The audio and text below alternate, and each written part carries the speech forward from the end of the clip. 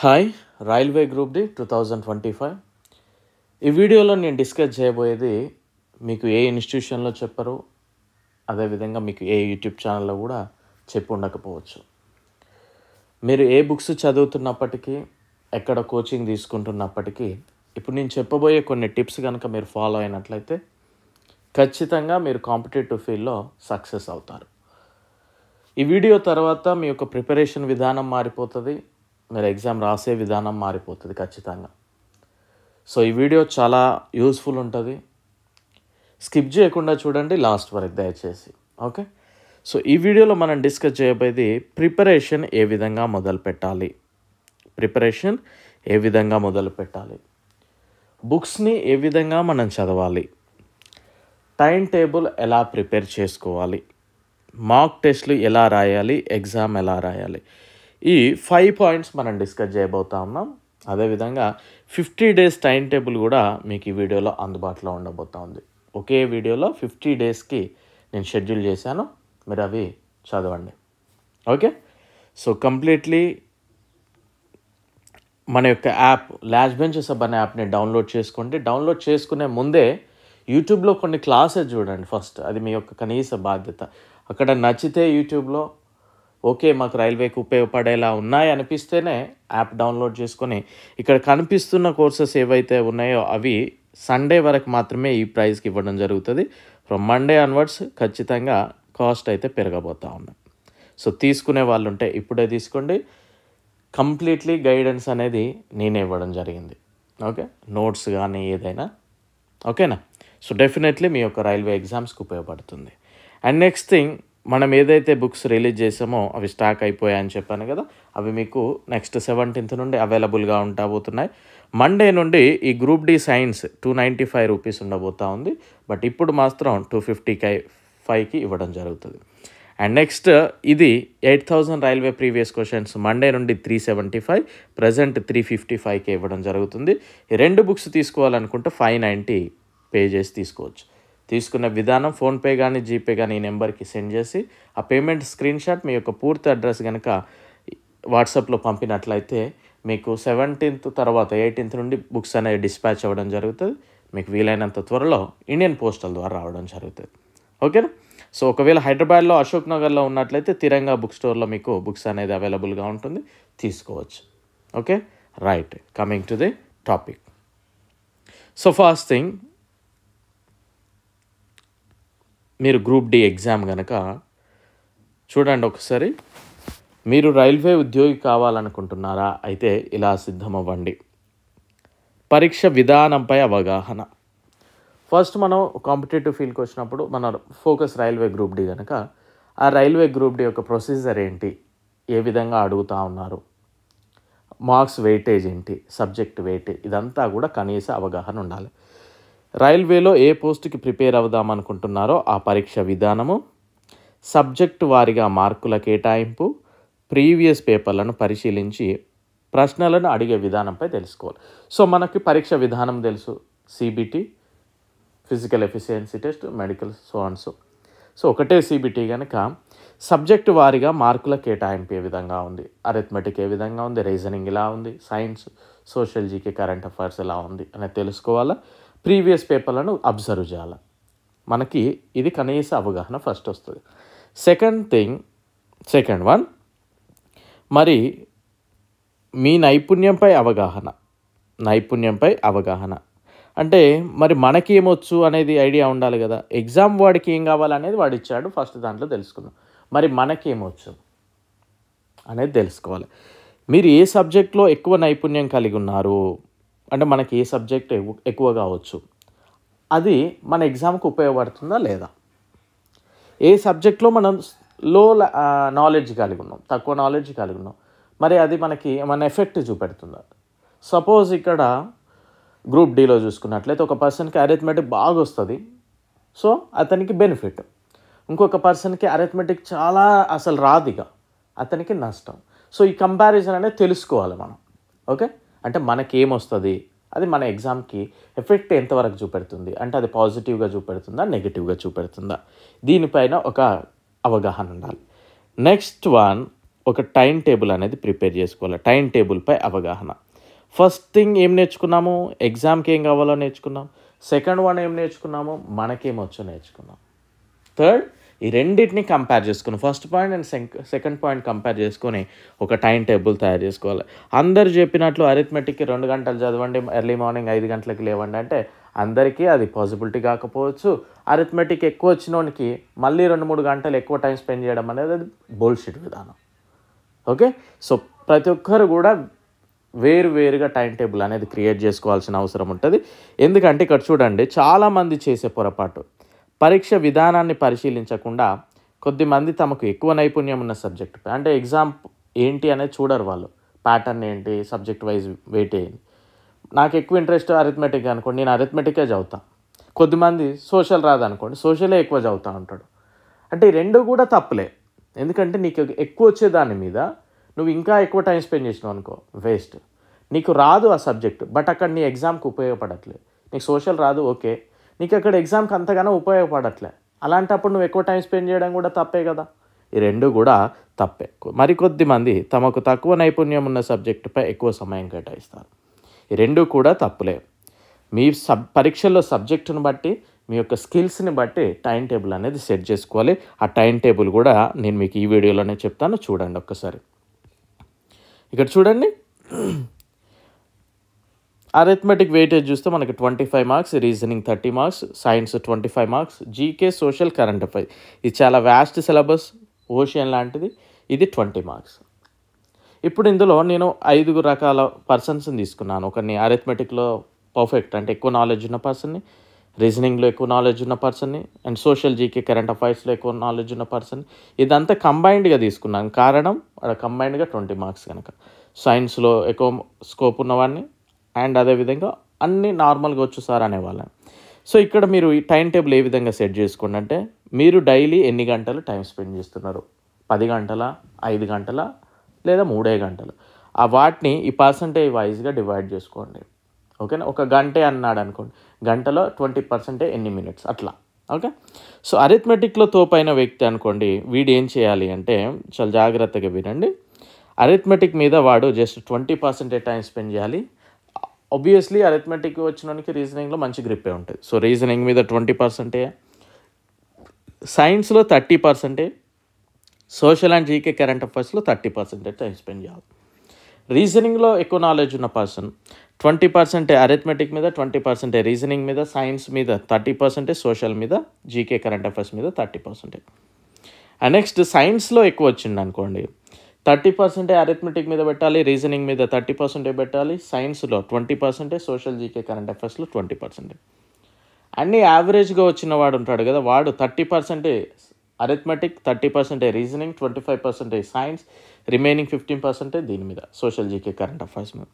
Social, GK current అఫైర్స్లో తోపైన వ్యక్తి arithmetic మీద 30% పెట్టాలా, రీజనింగ్ మీద 30% పెట్టాలా, సైన్స్ మీద 25%, రిమైనింగ్ దాని మీద 15%. ఈ విధంగా. మరి సోషల్, జీకే కరెంట్ అఫైర్స్ కనుక చూసినట్లయితే అది చాలా పెద్ద సిలబస్ కనుక సెలెక్టెడ్ టాపిక్స్ చదవండి based on previous papers. And next science అన్నాం కదా, మరి బయాలజీ, కెమిస్ట్రీ, ఫిజిక్స్. ఇందులో తక్కువ నాలెడ్జ్ ఉన్న కలిగి ఉంటే దానికి ఎక్కువ టైం. అంటే నాకు ఫిజిక్స్ ఎక్కువ రాదంటే ఫిజిక్స్ మీద ఎక్కువ టైం స్పెండ్ చేసుకో. కెమిస్ట్రీ నాకు బాగా వస్తుందన్న, నేను బయాలజీ కొద్దిగా వీక్ అంటే బయాలజీ మీద ఎక్కువ టైం స్పెండ్ చేసి కెమిస్ట్రీ మీద కొద్దిగా తగ్గించుకో. అట్లా మీరు అరేంజ్ చేసుకోవాలి. సోషల్, జీకే కరెంట్ అఫైర్స్లో ఎందులో తక్కువ నాలెడ్జ్ కలిగి ఉంటే సేమ్ అందులో ఎక్కువ టైం స్పెండ్ చేయడానికి ట్రై చేయండి. ఇది టైం టేబుల్ ప్రిపరేషన్ చేసుకునే విధానము. ఓకేనా. నెక్స్ట్ 50 డేస్కి టైం టేబుల్ అన్నాను కదా, ఇది 50 డేస్కి చాలా క్లియర్గా డే 1 నుండి డే 2 వరకు నేను ప్రిపేర్ చేశాను. చాలామంది డౌన్లోడ్ చేసుకోవడం రావట్లేదు అంటున్నారు. మన యాప్ డౌన్లోడ్ చేసుకున్న తర్వాత అందులో కంటెంట్ అనే ఒక ఫోల్డర్ ఉంటుంది. ఆ కంటెంట్ అనే ఫోల్డర్లో ఫ్రీ మెటీరియల్ అనే ఒక ఫోల్డర్ ఉంటుంది. ఇందులో గ్రూప్ డి టైం టేబుల్ అని ఉంటుంది. డౌన్లోడ్ చేసుకోండి ఫ్రీగా. యాప్ డౌన్లోడ్ చేసుకున్న తర్వాత కంటెంట్ అనే ఫోల్డర్లో ఫ్రీ మెటీరియల్ అని ఒకటి ఉంటుంది. మళ్ళీ అందులో గ్రూప్ డి టైం టేబుల్ ఉంటుంది.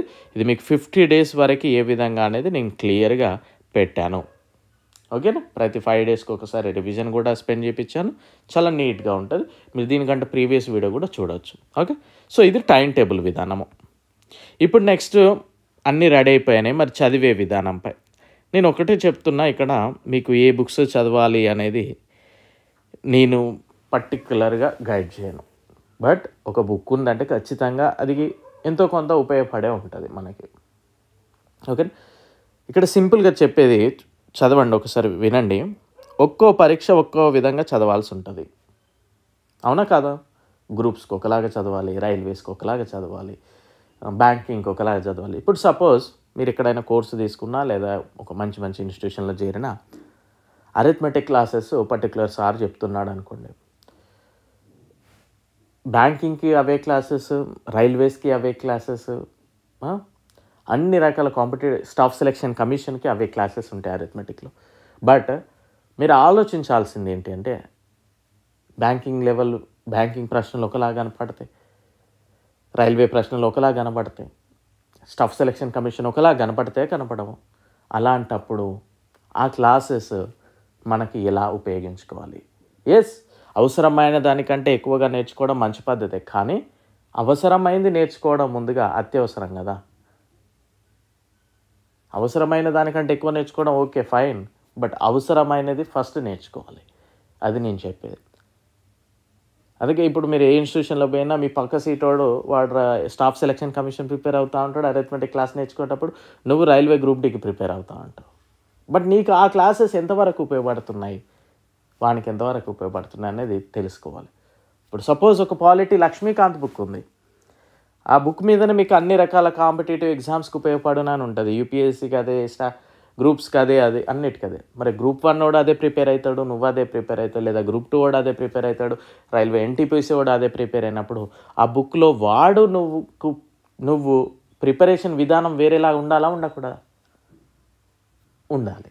కానీ మనం అలా చెప్పుకుంటూ పోతే, అంటే విధానం వేరేలా ఉండాలంటే మనం కొన్ని కమెంట్స్ వేస్తాం, పేపర్ విధానం మారింది, పరీక్ష విధానం మారింది, రైల్వే గ్రూప్ డి కూడా ఇప్పుడు బ్యాంకింగ్ లెవెల్ అడుగుతాడు, గ్రూప్ 2 లెవెల్లో అడుగుతాడు అని మనం ఎన్నడూ పేపర్లు చూడం, కానీ అంటూ ఉంటాం, ఒక మాట వదిలేస్తాం. మనం క్వశ్చన్ పేపర్ చూస్తే 10th బేస్ మీద exam group D, railway NTPC అయినా కానీ మరీ అడగరు, మనకు రాకపోతే మనం డెప్త్ అనుకుంటాం అంతే. ఓకే, సో విధానం కూడా వేరుండాలి, ప్రిపరేషన్ విధానం. సో మీరు అది గ్రహించగలగాలి. అది ఎప్పుడు గ్రహిస్తారంటే, మీరు ప్రీవియస్ పేపర్లను అనాలిసిస్ చేసినప్పుడు, చూసినప్పుడు మనకు ఒక అవగాహన వస్తుంది. So group 1, 2 railway group D ఎగ్జామ్స్కి తేడా ఉన్నట్లే మన ప్రిపరేషన్లో కూడా తేడా ఉండాలి. అలాంటప్పుడు ఆ పుస్తకాల్లో ఏం చదవాలో తెలుసుకోవాలి, మరి ఎంత చదవాలో తెలుసుకోవాలి, ఎలా చదవాలో తెలుసుకోవాలి. ఓకే, సో చదవడం కూడా మొదలుపెట్టినాం. మరి రివిజన్ కూడా చేయాలి కదా. ప్రతిరోజు కొత్తగా చదువుకుంటూ పోతే రివిజన్ ఎవరు చేస్తారు? మరి రివిజన్ కూడా చేయాలి. అందుకే మీకు ఆ 50 days టైం టేబుల్లో ప్రతి 5 రోజుల తర్వాత ఒకరోజు రివిజన్కి కేటాయించాను, అక్కడ కూడా మీరు రివిజన్ చేయండి. ఓకేనా. నెక్స్ట్, టెస్ట్ రాయడం మరియు ప్రీవియస్ పేపర్లపై అవగాహన. రివిజన్ కేటాయించిన ఇప్పుడు ప్రీవియస్ పేపర్లు పరిశీలించాలి, రాయడం మాత్రమే కాకుండా మనం ఎక్కడ తప్పు చేస్తున్నామో తెలుసుకోవాలి. సో మార్క్ టెస్ట్లు రాసే విధానం నేను ఈ వీడియోలోనే క్లియర్గా చెప్తాను. కొద్దిగా లెంత్గానే ఉంటుందని చెప్పాను, వీడియో చూడండి ఒకసారి. మనం ఏదైనా మార్క్ టెస్ట్ కానీ మనం ఏదైనా పేపర్ రాసినప్పుడు మనకి ఎన్ని రకాల ప్రశ్నలు కనబడతాయండి? ఒకటి, అటెంప్ట్ చేసిన ప్రశ్నలు, అవి రైట్ ఆన్సర్స్ ఉండేవి, సరైన కరెక్ట్ ఆన్సర్ ప్రశ్నలు కొన్ని మనం పెట్టుంటాం, అందులో కొన్ని మిస్టేక్స్ కూడా పెట్టుంటాం. అండ్ అటెంప్ట్ చేయని ప్రశ్నలు కూడా మనకు ఉంటాయి. సరైన జవాబు పెట్టారంటే ఈ 3 రకాలుగా, రైట్, రాంగ్ అండ్ ఎంప్టీ, ఈ 3 ప్రశ్నలు మనకు కనబడతాయి. మరి ఒక మాక్ టెస్ట్ రాసిన తర్వాత మీకు టెస్టులకు సంబంధించి టెక్స్ట్ బుక్ అనే యాప్ ఉంటుంది, ఇది మంచి టీంతో రన్ అవుతూ ఉంటుంది కనుక ఇది తీసుకునే ప్రయత్నం చేయండి. టెక్స్ట్ బుక్ యాప్ తెలుగులో ఉంటాయి, మంచిగా యూజ్ఫుల్ ఉంటుంది, మనం పెట్టే అమౌంట్కి ఖచ్చితంగా యూజ్ ఉంటుంది. ప్రతిదీ ఫ్రీగా రాదా అండి? ఓకేనా, ప్రతిదీ ఫ్రీగా రాదు. ఈ మధ్యలో చాలామంది ఫ్రీ అని అనుకోవడం కాదు, అన్నీ ఫ్రీగానైతే ఎట్టి పరిస్థితుల్లో రావు కొన్నిసార్లు. బట్ అన్ఫార్చునేట్లీ మనం ఏంటి అంటే, ఎక్కడైతే స్పెండ్ చేయగలమో అక్కడ చేయము, అన్నెసెసరీ వాటికి స్పెండ్ చేస్తూ ఉంటారు. ఓకే, సో టెక్స్ట్ బుక్ అనేది 400, 500 ఉంటుంది, 1 year వ్యాలిడిటీ ఉంటుంది, అంటే 1 month 2 months రీఛార్జ్ అమౌంట్. ఓకేనా? కొన్నిసార్లు కష్టపడాలి, కొన్నిసార్లు స్పెండ్ చేసి ఇష్టపడి చదవాలి. రైట్. సో ఈ 3 ప్రశ్నలు మనకు ఉంటాయి. మనం మార్క్ టెస్ట్ రాసిన తర్వాత ఇలాంటి ప్రశ్నలు ఉంటాయి. ఇలాంటప్పుడు మనల్ని మనం అనలైజ్ చేసుకోవాలి. ఎలా అంటే ఏదో మార్క్ టెస్ట్ రాసినాం అయిపోయింది అని పక్కన పెట్టేయడం కాదు పద్ధతి. రాసిన దాని నుండి తప్పులు తెలుసుకోవాలి. ఆ తప్పులను మళ్ళీ మనం రిపీట్ చేయొద్దు. ఒక ప్రశ్నకి సరైన సమాధానం పెట్టగలిగితే రైట్ మార్క్ పెట్టావనుకో, ఒక ప్రశ్నకి వెంటనే వదిలేసేదే కరెక్టే కదా, నేను ఓన్లీ రాంగ్ మార్కులు పెట్టినా నేను నేర్చుకుంటాను కాదు. రైట్ పెట్టినప్పుడు కూడా నువ్వు కొన్ని క్వశ్చన్స్ వేసుకోవాలి. ఏంటి అనేది, ఖచ్చితమైన జవాబు అని తెలిసి పెట్టావా అంటే 100% కాన్ఫిడెంట్తో పెట్టాలి. ఎస్ నాకు ఈ క్వశ్చన్కి ఆన్సర్ తెలుసు అని పెట్టినవా.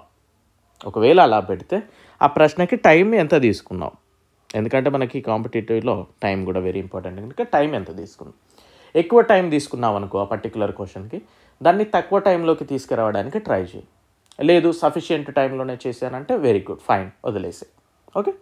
నెక్స్ట్ ఈ డౌట్లో తోటి కూడా పెట్టేవాళ్ళు ఉంటారు. అంటే 50% మేబీ ఎలిమినేషన్ మెథడ్, ఆప్షన్ ఏనా ఆప్షన్ బీనా, సి కాదు కాన్ఫిడెంట్గా చెప్తావు, డి కాదు కాన్ఫిడెంట్గా చెప్తావు, మేబీ ఏ బి, ఇలాంటి గెసెస్ తోటి కూడా మనం కొన్ని క్వశ్చన్స్ పెడతాం. అవి కరెక్ట్ అయితే అప్పుడు నువ్వు గెస్ చేసి పెట్టాల్సిన అవసరం ఏమొచ్చింది, నువ్వు ఎందుకు కాన్ఫిడెంట్గా పెట్టలేకపోయావనే తెలుసుకోవాలి. కాన్ఫిడెంట్గా ఎందుకు పెట్టలేకపోయావో తెలుసుకోవాలి. ఓకే, ఇది మీరు గమనించండి. అండ్ నెక్స్ట్ కొద్దిమంది గెస్ చేసి పెడతారు. గెస్ చేసి పెడితే మాత్రం ఖచ్చితంగా ఎందుకు పెట్టావో తెలుసుకోవాలి. ఎందుకు చేయలేకపోయావో తెలుసుకోవాలి. అండ్ నేను మళ్ళీ చెప్తున్నా, మాక్ టెస్ట్లో గెస్ చేసి పెట్టకండి. ఎందుకంటే మనం నేర్చుకునే విధానం ఇప్పుడే కనుక. ఓకే, ఎన్ని కాన్ఫిడెంట్గా వస్తే అన్ని పెట్టడం తెలుసుకోవాలి. ఇది రైట్ ఆన్సర్ పెట్టినప్పుడు.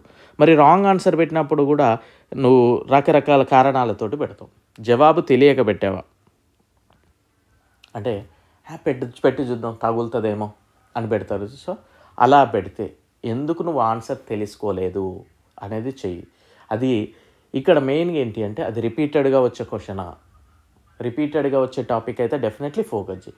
లేదు అనుకోకుండా వచ్చింది, ఎప్పుడో ఒకసారి వస్తూ ఉంది అనుకుంటే కొద్దిగా అలాంటివి చూసి చూడనట్టు పర్లేదు, కానీ రిపీటెడ్గా వచ్చే మాత్రం ఫోకస్ చేయి. లేకపోతే 50% నమ్మకంతో పెడితే అది రాంగ్ అయిందా అంటే సి కాదు కాన్ఫిడెంట్గా, డి కాదు కాన్ఫిడెంట్గా, మేబీ ఏ కావచ్చు బి కావచ్చు అని నువ్వు పెట్టినవు బి, బట్ ఆన్సర్ ఏ. నువ్వు బి ఎందుకు పెట్టాల్సి వచ్చింది, నువ్వు ఎందుకు కాన్ఫిడెంట్గా ఆన్సర్ పెట్టలేకపోయావు అనేది తెలుసుకో. అండ్ నెక్స్ట్ జవాబు తెలిసి కూడా తప్పు పెట్టావా. చాలామంది కొద్దిమంది తప్పులు చేస్తూ ఉంటారు. అంటే ఇంటికి వచ్చినాక మనం ఇంట్లో కూర్చున్నప్పుడు చేస్తే ఆన్సర్ వస్తుంది, బట్ ఎగ్జామ్ హాల్లో మనం తెలిసి కూడా ప్రాసెస్ తప్పు లేకపోతే క్వశ్చన్ అర్థం చేసుకోవడం తప్పు చేసి మిస్టేక్ పెడతా ఉంటాం. అలాంటప్పుడు ఎందుకు తప్పు పెట్టావనే తెలుసుకోవాలి. తొందరపడి తప్పు పెట్టినావా, లేకపోతే కన్ఫ్యూజ్ అయినావా. ఓకే, ఇలాంటివి కారణాలు తెలుసుకోవాలి ఎప్పుడు రాంగ్ పెట్టినప్పుడు. అటెంప్టే చేయలేదనుకో, అప్పుడు తెలియదు కనుక అటెంప్ట్ చేయలేదు, నాకు అసలు ఆన్సరే తెలియదు అందుకే అటెంప్ట్ చేయలేదు. ఆన్సర్ తెలియదు అటెంప్ట్ చేయలేదు, మరి ఎందుకు తెలియదు నీకు అనేది తెలుసుకోవాలి. జవాబు తెలిసి కూడా అటెంప్ట్ చేయలేదు. ఇక్కడ మెయిన్గా వచ్చే ప్రాబ్లం ఏంటి అంటే టైం సరిపోలేదన్నా, నాకు లాస్ట్కి వచ్చినాయి అన్న అవి అని చెప్తా ఉంటారు. సో అలాంటప్పుడు కారణం ఏంటో తెలుసుకోవాలి. అంటే టైం లేక పెట్టలేదా, తర్వాత పెడదామని మర్చిపోయినావా, ఇట్లాంటివన్నీ కారణాలు ఉంటే తెలుసుకోండి. Next okay right. సో ఇప్పుడు మనం ఏమేమి నేర్చుకున్నాం ఒకసారి చూద్దాం. టెస్ట్ రాయడంపై కూడా అవగాహన వచ్చింది. ఇప్పుడు నెక్స్ట్ పరీక్ష రాసే విధానంపై అవగాహన. టైం సరిపోలేదు, ఈజీ ప్రశ్నలు చివరికి ఉన్నాయి అని మాటల్లో సరిపెట్టకుండా ఎగ్జామ్ రాసే విధానం ఇప్పుడు నేను చెప్తాను, అవి మీరు ఫాలో అవ్వండి. ఎంతోమంది నాకు అది ఫాలో అయిన తర్వాత మెసేజ్ చేశారు, చాలా హ్యాపీ అనిపించింది. ఓకే, సో ఆ విధానం కూడా నేను మీకు ఈ వీడియోలో నేను క్లియర్గా ఎక్స్ప్లెయిన్ చేస్తాను, చూడండి ఒకసారి. మీరు మెయిన్గా ఎగ్జామ్ హాల్లో చేసే తప్పులు ఏంటి, టైం సరిపోకపోవడానికి గల కారణాలు చూడండి. ఒక ప్రశ్న మనకి రాదు అనిపిస్తే ఆ ప్రశ్నను మళ్ళీ చదవడం. మీరు ఏం చేస్తారంటే ఒక క్వశ్చన్ చదివిళ్ళు ఆన్సర్ రాదని నీకు తెలిసింది, బట్ నువ్వు కొద్ది సమయం తర్వాత ఏం చేస్తావు అంటే మళ్ళీ ఓపెన్ చేస్తూ ఆ క్వశ్చన్ని మళ్ళీ ఒకసారి చదువుతావు, అంటే రీడ్ చేస్తూ.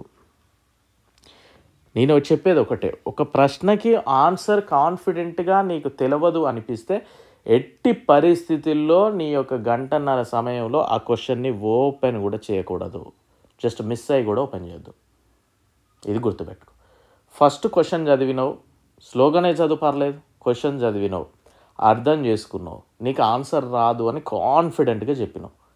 ఎట్టి పరిస్థితుల్లో నీ గంటన్నర సమయంలో ఆ క్వశ్చన్ని మళ్ళీ ఓపెన్ చేయకూడదు. ఎప్పటి వరకు అంటే నీకు సమయం లేనంత వరకు. ఒకవేళ సమయం ఉంది, నేను అన్నీ చేసినా నాకు ఖాళీగానే ఉందంటే అప్పుడు ఓపెన్ చేసుకో, కానీ అప్పటి వరకు ఓపెన్ చేయకు. ఇది గుర్తుపెట్టుకో. మీరు చేసే పొరపాటు ఇది. రీడ్ క్వశ్చన్ చదువుతారు, రాదనుకుంటారు, మళ్ళీ 10 నిమిషాల తర్వాత మళ్ళీ వస్తుందేమో అని మళ్ళీ చదువుతారు, మళ్ళీ రాదని తెలుస్తుంది. ఈ విధంగా రీడ్ చేస్తూ ఉంటారు. అలా ఓ 10 సెకండ్లు 15 సెకండ్లు వేస్ట్ అయిపోతుంది. అండ్ నెక్స్ట్, ఒక ప్రశ్నకి ఆన్సర్ పెట్టిన తర్వాత మళ్ళీ ఆ ప్రశ్నను మళ్ళీ చూడడం. వన్స్ ఒకసారి నువ్వు కాన్ఫిడెంట్గా ఆన్సర్ పెట్టినావు అనుకో, ఆ క్వశ్చన్ ఎట్టి పరిస్థితుల్లో ఓపెన్ చేయకూడదు. మళ్ళీ రీచెక్ లాంటివి చేయకూడదు. ఇది చేయకండి. ఓకే, నీకు లాస్ట్గా టైం ఉంటే అది వేరే విషయం. బట్ నువ్వు ఫస్ట్ మాత్రం మళ్ళా ఓపెన్ చేసి మళ్ళీ కరెక్ట్ చేసినా అని మళ్ళీ అతి భయం అంటారు. అది కూడా పనికిరాదు ఇక్కడ.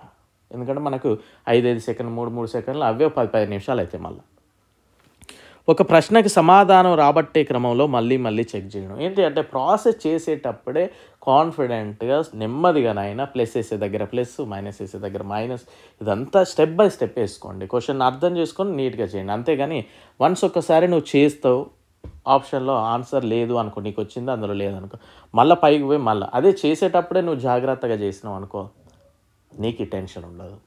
సో రీచెక్ ఎప్పుడు చేయకండి.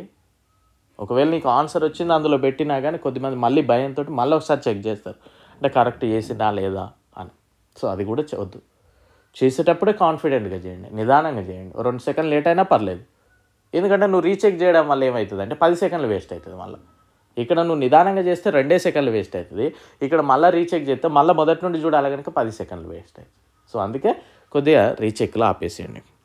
అండ్ నెక్స్ట్, ఎక్కువ సమయం తీసుకునే ప్రశ్నలు ముందు చేయడం. చాలామందికి ఎగ్జామ్ రాసే విధానం తెలియక ఫస్ట్ క్వశ్చనే ఓపెన్ చేసావు, అది ఒక 2 మినిట్స్లో పడుతుంది అనుకో, దాన్ని చేసుకుంటూ కూర్చుంటావు. అలా కాదు, అది లాస్ట్కి చేయాలి. సో ఎక్కువ టైం తీసుకునే క్వశ్చన్స్ లాస్ట్కి చేయాలి. అండ్ నెక్స్ట్, పేపర్ అటు నుండి ఇటు నుండి చేయడం. అంటే ఫస్ట్ క్వశ్చన్ వదిలిపెడతాడు, 10 క్వశ్చన్ల వరకు వీనికి టఫ్ అనిపిస్తుంది. వీడు ఏమో ఆలోచిస్తాడంటే ఎగ్జామినర్ లాస్ట్ నుండి ఈజీ ఇచ్చిండేమో అని మళ్ళీ 100 క్వశ్చన్ నుండి ఓపెన్ చేస్తాడు. వీని దరిద్రం ఎట్లుంటుంది అంటే ఆ 100 నుండి మళ్ళీ 90 క్వశ్చన్ల వరకు మళ్ళీ ఆ బ్యాక్ అవి మళ్ళీ టఫే ఉంటాయి. సో ఇక్కడ వీడు 20 క్వశ్చన్లు చదివాడు, 20 క్వశ్చన్లలో వీడు ఒక ఆన్సర్ చేయలేకపోయాడు. ఓ 7-8 నిమిషాలు 10 నిమిషాలు వేస్ట్ అయిపోయింది. వీడు మెంటలీ కొద్దిగా డిస్టర్బ్ అవుతాడు. అరే 20 క్వశ్చన్లు చదివినా ఒక ఆన్సర్ చేయలేకపోయాను. వీడు మళ్ళీ ఏం చేస్తాడు, మేబీ మధ్యలో ఇచ్చిండేమో అని 50 క్వశ్చన్కి వదిలిపెడతాడు. 50 నుండి 60కి చదివే క్రమంలో ఈ దరిద్రానికి ఇంకా ఈ 10 కూడా టఫే ఉన్నాయనుకో, టైము 15-20 నిమిషాలు పోయింది. 30 క్వశ్చన్లు చదివినావు, ఆ 30 క్వశ్చన్లు చదివినావు నువ్వు, 20 నిమిషాలు టైం అయిపోయింది, ఒక ఆన్సర్ పెట్టాలి. బట్ వీనికి అన్ఫార్చునేట్లీ ఏమవుతుంది అంటే ఆ మిగిలిన 70 క్వశ్చన్లు ఏవైతే ఉన్నాయో వీడు డెడ్ ఈజీగా చేయగలడు. ఆ 70 క్వశ్చన్లు ఏవైతే ఉన్నాయో అవి చాలా ఈజీగా చేయగలడు. సో 70 క్వశ్చన్స్ ఉన్నాయి, 70 మినిట్స్ ఉన్నాయి. జాబ్ తెచ్చుకోవచ్చు మంచిగా, నెగిటివ్ ఏం పెట్టకపోతే. బట్ ఏమవుతుందంటే ఈ 30 క్వశ్చన్స్ చదివిండు, 20 మినిట్స్ టైం వేస్ట్ అయింది, వీడు మెంటలీ డిస్టర్బ్ అయిపోయాడు, కొద్దిగా లోకి పడిపోతాడు. అరే నేను 30 చదివిన ఒక్క క్వశ్చన్ రాలే, ఇది నాకు వస్తుందా రాదా జాబ్ అని. సో క్వశ్చన్ నెంబర్ 1కి స్టార్ట్ చేస్తే ఎండింగ్ 100 తోటి ఎండ్ పెట్టండి, లేకపోతే 100 తోటి స్టార్ట్ చేస్తే 1 తోటి ఎండింగ్ పెట్టండి. ఇదే ఫాలో అవ్వండి. ఒకవేళ మీకు సబ్జెక్ట్ వైజ్ ఇచ్చాడు అనుకోండి, అరిథమెటిక్, రీజనింగ్ అని డివైడ్ చేసుకుంటూ ఇచ్చాడు అనుకోండి, ఏ సబ్జెక్ట్లో నువ్వు ఎక్కువ పర్ఫెక్ట్ ఉంటే అది ఫస్ట్ చేసే అట్లా. ఓకే, ఇదే. సో నెక్స్ట్ మనకి గుర్తుపెట్టుకోవాల్సింది ఏంటి అంటే, పేపర్ 100 మార్కుల పేపర్ ఉంటుంది కదా, ఇక్కడ చూడండి. మొదటగా 50 సెకండ్ల లోపు చేయగలిగే ప్రశ్నలు మొదట చేయాలి, అది ఎలా కూడా చెప్తాను. ఆ తర్వాత 50 to 90 సెకండ్స్ పడే క్వశ్చన్ చేయాలి. ఆ తర్వాత ఎక్కువ సమయం తీసుకున్న ప్రశ్నలు చివరిలో చేయాలి. ఈ మూడింటి తర్వాత ఏం చేయాలంటే, అన్ని ప్రశ్నలు మీరు చేయగలిగిన తర్వాత మీకు ఇంకా సమయం ఉంటే ఇక మిగిలిన ప్రశ్నలు ఉంటాయి కదా, కొన్ని మనం వదిలిపెట్టినాయో మనకు అర్థం కానియో అవి ఓపెన్ చేసుకొని కూర్చోవాలి. బట్ వీటిని ఏ విధంగా రాయాలి అనేది నేను ఈ వీడియోలో చెప్తాను. ఈ యొక్క టాపిక్తో మనకి ఈ వీడియో అయిపోతుంది. ఫస్ట్ 100 క్వశ్చన్లు మనకు గుర్తుపెట్టుకోండి, 90 మినిట్స్. మనం చేయాల్సింది 100 క్వశ్చన్లు ఖచ్చితంగా చదవాలి, అది గుర్తుపెట్టుకోవాలి. 100 క్వశ్చన్లు మనం ఖచ్చితంగా రీడ్ చేయాలి, 100% రీడ్ చేయాలి. ప్రతి క్వశ్చన్ కూడా చదవాలి. అండ్ మనకి ఖచ్చితంగా 100కి 100 రానవసరం లేదు. మనకి అట్లీస్ట్ ఒక 10 క్వశ్చన్లనే రాకపోవచ్చు, ఆన్సర్ తెలియకపోవచ్చు మనకు. బట్ ఈ 10 క్వశ్చన్లు చదవడానికి టైం ఎంత పడుతుందండి? సపోజ్ 5 మినిట్స్ తీసుకో, 5 minutes. అంటే ఇంకా నీకు ఎన్ని క్వశ్చన్లు ఉన్నాయి? 90 క్వశ్చన్స్ ఉన్నాయి. టైం వచ్చేసి 85 minutes ఉంది. అంతేనా? సరే, ఇంకొక సిగ్నేచర్లా కానీ అటు అని ఇటు అని ఇంకొక 4-5 minutes వేసుకుందాం. 90 క్వశ్చన్స్ 80 minutes. ఇది మనకు ఉన్న టైం, అవునా? సో 90 క్వశ్చన్స్ 80 minutes టైంని మనం ఏ విధంగా ఉపయోగించుకోవాలి? మీరు చూసినట్లయితే సైన్స్లో 25 క్వశ్చన్స్ ఉన్నాయి. జీకే సోషల్ కరెంట్ అఫైర్ 45, మొత్తం 45. 45లో కనుక చూసినట్లే ఈ థియరీ బేస్డ్ క్వశ్చన్స్ ఆల్మోస్ట్ ఎక్కువగా ఉంటాయి కనుక కొంచెం మనం ఈజీగా చదివితే పెట్టగలమా పెట్టలేదా అనేది మనకు తెలుస్తుంది. సో అరిథమెటిక్ రీజనింగ్ అనేది కొద్దిగా సాల్వ్ చేయాల్సిన ప్రాసెస్ కనుక. అంటే ఇక్కడ యావరేజ్గా చూసుకుంటే ఓ క్వశ్చన్కి 1 minute ఈజీగా పడుతుంది. 1 minute మనకి ఈజీగా ఉంటుంది. అక్కడ 1 minuteకి ఇంకా ఎక్కువనే ఉంటుంది. ఎందుకంటే కరెంట్ అఫైర్స్ క్వశ్చన్ అనుకో, క్వశ్చన్ స్ట్రైట్ క్వశ్చన్ చదువుతావు, ఆన్సర్ వస్తే పెడతావు, లేకపోతే లేదు. అరిథమెటిక్ అది వేరు, రీజనింగ్ వేరు. ఓ సోషల్ జాగ్రఫీ క్వశ్చన్ అనుకో, క్వశ్చన్ చదువుతావు, ఆన్సర్ వస్తే పెడతావు, లేకపోతే లేదు. తీరరేఖ ప్రాంతం గురించి ఒక క్వశ్చన్ అడిగాడు అనుకోండి, కోస్టల్ ఏరియా ఎంత, కోస్టల్ లైన్ ఎంత, పొడవు ఎంత అన్నాడు అనుకో, తెలిస్తే పెడతా, లేకపోతే లేదు. అంటే అవి ఓ 30 secondsలో చేసే క్వశ్చన్లు, 40 secondsలో చేసే క్వశ్చన్స్. సో మనకి యావరేజ్గా ఓ 70 seconds అయినా టైం ఉంటుంది ఖచ్చితంగా వేసుకోగలిగితే. అంటే కొన్ని క్వశ్చన్స్కి యావరేజ్గా చూసుకుంటే. ఎందుకంటే ఇక్కడ 90 క్వశ్చన్ 80 minutes అని చెప్పినా, నేను కొన్ని క్వశ్చన్స్కి అరిథమెటిక్ రీజనింగ్కి వచ్చేవరకు మనకి ఈజీగా 70 seconds టైం అయినా ఉంటుంది. ఎందుకంటే మనం ఈ సైన్స్ సోషల్లో ఓ 45 secondsలో చేయొచ్చు కనుక, ఆ విధంగా నేను చెప్తా ఉన్నా. ఓకే, అరిథమెటిక్ రీజనింగ్లో ప్రతి క్వశ్చన్కి 70 seconds ఉండే అవకాశం కూడా లేకపోలేదు. సో అప్పుడు ఏం చేయాలి అంటే, మీరు చేయాల్సిన పని జాగ్రత్తగా గమనించండి దయచేసి. ఒక పేపర్ తీసుకోండి, రఫ్ పేపర్ ఉంటుంది. ఫస్ట్ క్వశ్చన్ ఇది చూడండి. ఓకే, ఓ 10 క్వశ్చన్ రాద్దాం. ఇలా ఉన్నాయి. ఫస్ట్ క్వశ్చన్ చూశారు మీరు, just simple question, geography question అనుకున్నాం.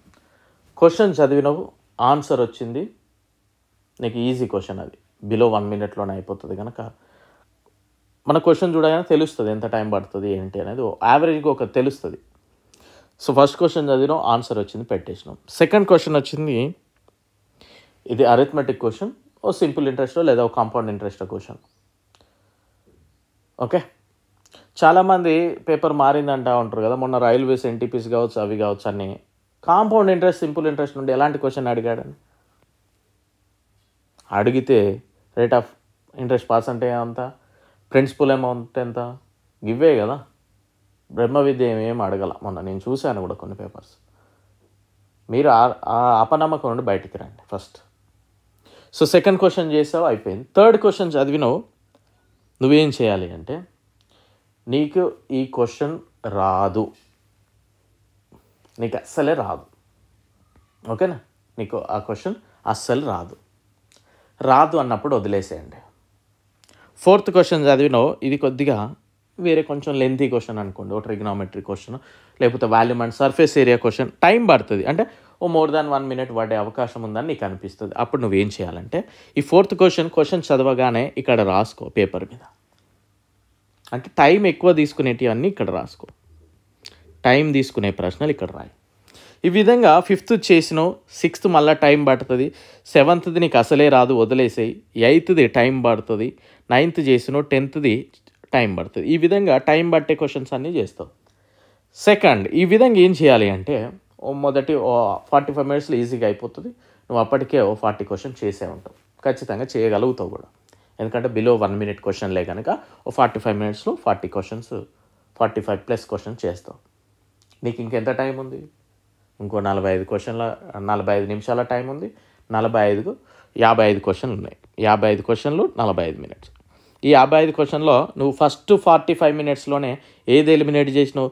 రాని క్వశ్చన్లు అన్నీ ఎలిమినేట్ చేసినావు. ఇగో ఇట్లాంటి 3rd, 9th ఇట్లాంటి క్వశ్చన్లు నువ్వు ఎలిమినేట్ చేసినావు. అవి ఒక 10 ఎలిమినేట్ చేసినావు అనుకుందాం.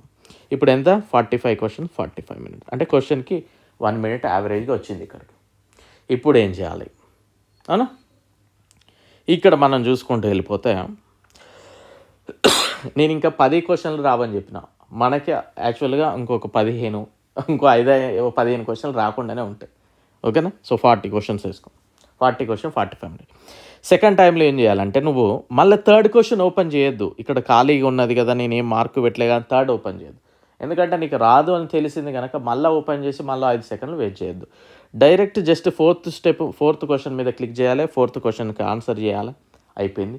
6th క్వశ్చన్ ఓపెన్ చేయాలి, 6th ఆన్సర్ చేయాలి. 8th ఓపెన్ చేసినావు, ఇది సిట్టింగ్ అరేంజ్మెంట్ క్వశ్చన్, నీకు కొద్దిగా చాలా లేట్ టైం పడుతుంది. అప్పుడు నువ్వు 8th క్వశ్చన్ అని పక్కకు పెట్టేయి, 10th చేయి. ఈ విధంగా చేసుకుంటూ వెళ్ళినాక ఇలాంటివి ఇంకా ఎక్కువ టైం తీసుకునేటివి ఉంటాయి కదా, బ్లడ్ రిలేషన్ కావచ్చు, లేకపోతే ఇదైనా, లేకపోతే ఇంకేదైనా ట్రిగోనామెట్రీలో ఇంకేమైనా డెప్త్గా ఎక్కడన్నా ఎన్నో ఒకటి అడుగుతాడు. సో అలాంటివి ఇంకొక 15 క్వశ్చన్లు అట్లా ఉంటాయి. నీకు అప్పటికి ఇంకా ఈజీగా 15 నిమిషాల టైం అయిన ఉంటుందండి, ఖచ్చితంగా ఉంటుంది. సో ఆ థర్డ్ అటెంప్ట్లో ఏం చేయాలంటే నువ్వు జస్ట్ 8th క్వశ్చన్ ఓపెన్ చేయాలి, 18th క్వశ్చన్ ఓపెన్ చేయాలి. ఈ విధంగా ఎక్కువ టైం తీసుకున్న క్వశ్చన్లు ఓపెన్ చేయాలి. స్టిల్ మార్క్ మై వర్డ్స్, ఖచ్చితంగా మీరు ఇది ఫాలో అయితే మీ ఎగ్జామ్కి ఇంకో 5-10 నిమిషాలు మిగులుతుందండి. 5 నిమిషాలు దోమలు కొట్టుకునే సిచ్యువేషనే ఉంటుంది. అరే నేను అన్నీ చేసినా నాకు ఇంకా టైం ఉంది అనిపించకపోతే నన్ను అడిగి, అప్పుడు ఏం చేయాలంటే ఇక్కడ మనం మార్కులు పెట్టినాం కదా, ఈ థర్డ్ 9 ఇట్లా వీటిని చదవాలి. గెస్ చేస్తావా ఏంది అనేది బేసినాను. ఇక్కడ నీకు ఏమైనా ఎలిమినేషన్ మెథడ్లో ఆన్సర్ వచ్చే అవకాశం ఉందా, లేకపోతే ఇంకెక్కడైనా గుర్తుందా, అలాంటివి లాస్ట్కి 5-10 మినిట్స్లో చదవాలి. ఇలా చేసుకుంటూ పోతే ఖచ్చితంగా టైం మిగులుతుంది. ఎందుకు చెప్తున్నానంటే రైల్వే ప్రిపేర్ చేసే ఎగ్జామినర్ కావచ్చు ఎవడైనా మీరు వాళ్ళంటే ఏమంటారు, మీరంటే వాళ్ళకేం పగ కాదు. గంటన్నరలో చేసేయడానికే వాడు 100 క్వశ్చన్ ప్రిపేర్ చేస్తాడు. అండ్ ఈ 100 క్వశ్చన్ 90 మినిట్స్లో చేయడం అంటే పర్టికులర్ హైదరాబాద్లో పర్టికులర్ ఇన్స్టిట్యూషన్లో ఇంత ఫీజులు తీసుకుంటారు కాదు, పెద్ద ఇన్స్టిట్యూషన్ మంచి ట్రిక్స్ చెప్తారు. వాళ్ళ ట్రిక్స్ బేస్ చేసుకొని మనం ప్రిపేర్ చేద్దామని ఏమి ఉండదు. వాళ్ళు నార్మల్గా క్యాజువల్గానే ప్రిపేర్ చేస్తారు, ఆ పేపర్స్ ఇవ్వడం జరుగుతుంది. ఎందుకు చెప్తున్నాను ఈ మాట అంటే ట్రిక్స్ తోటి మనం ఇవాళ బయటపడతామేమో, లేకపోతే ఒకరోజు నేర్చుకోవస్తుందేమో, కానీ క్లాస్ రూమ్లో ట్రిక్స్ బాగానే వస్తాయి, కానీ ఎగ్జామ్ వల్ల గుర్తుండవు, కన్ఫ్యూజ్ అవుతాం. చెప్పేటోంది ఏముంటుంది, 100 క్వశ్చన్లకి 100 ట్రిక్స్ చెప్తారు. నేను క్లాక్స్ అనే టాపిక్ చూసాను, ఒక మంచి పెద్ద ఆయనే దగ్గర 150 ప్రాబ్లం చెప్పాడు. క్లాక్స్ అనే టాపిక్ మీద 150 ట్రిక్స్ చెప్పాడు. మీరు ఎప్పుడైనా 150 రకాల క్వశ్చన్స్ రైల్వే ఎగ్జామ్స్లో చూసారా? ఆ 150 క్వశ్చన్స్ చూస్తే ఒకవేళ ఆ 150 ట్రిక్స్ మనం గుర్తుంచుకోగలమా? ఆ 150 ట్రిక్స్ని మనం ఎగ్జామ్లో కన్ఫ్యూజన్ లేకుండా ఆ టెన్షన్కి మనం అప్లై చేయగలమా? మీరు ఎప్పుడైనా ఆలోచించలే? ఇవన్నీ మనం చేయాలి. మనకు క్లాస్ రూమ్లో క్లాప్స్ కావాలి, మోటివేషనల్ స్పీచెస్ కావాలి అన్నా, రైట్. సో ఈ విధంగా మీరు చేయగలిగితే డెఫినెట్లీ మీరు సక్సెస్ అనేది అచీవ్ చేస్తారు, అందులో ఎలాంటి డౌట్ లేదు. ఓకేనా? సో ఈ విధంగా మీరు ప్రిపేర్ అవ్వండి. ఖచ్చితంగా కొన్నిసార్లు మీరు చేసే చిన్న ప్రయత్నం కూడా మిమ్మల్ని ఉన్నత స్థానంలోకి చేరుస్తుంది definitely. And at the same time ఇవన్నీ కూడా అన్నిటికంటే మెయిన్ హెల్త్, ఫ్యామిలీ ఇవన్నీ చూసుకుంటూ మంచిగా మీరు అనుకున్న దాని వైపు మూవ్ ఆన్ అవ్వండి. Thank you. Have a nice day. By. All the very best.